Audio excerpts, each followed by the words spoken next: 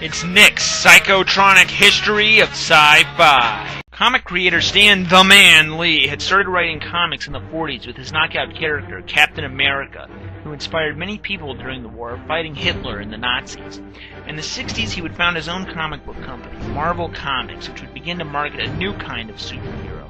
Unlike the gods of his competitor, DC, his heroes were more human, more flawed, and liable to bicker and complain, and their efforts went unappreciated by society.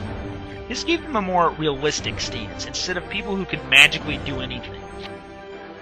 Stories were more science-oriented, often with contrived explanations of how the mad doctors would conquer the world. Stan Lee created an entire pantheon of heroes to market, like the Fantastic Four, the X-Men, the Hulk, Iron Man, even reawakening Captain America around this time. Though his most famous creation was Spider-Man, a troubled teenage hero who had to put up with bullies and financial problems that no one else had to. Spider-Man has become an icon of comic book, one of the most famous superheroes of all time, and looked up to by millions of children, teenagers, and even adults all around the world. His snarky attitude but kind heart have made him the ultimate relatable hero, and maybe even my personal favorite superhero. But of course, we can't forget the others, like the Fantastic Four's famous villains, Doctor Doom and Galactus, the Planet Eater.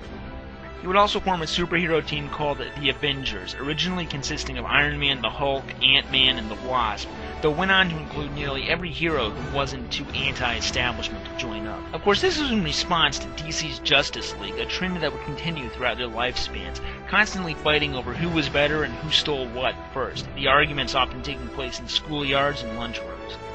Marvel would go on to add hundreds of other characters, often taking on dark, anti-heroic personalities like Wolverine, the Punisher, Ghost Rider, Howard the Duck, etc., often without Stan Lee, who became very rich off of his creation. Marvel made icons out of Stan Lee and his most prolific artist, Jack Kirby, who would go on to work on pretty much every major comic ever written. Marvel has obviously produced a slew of tie-ins from cartoons to toys and live-action TV shows to its more recent feature films and the whole new generation of readers they've enticed.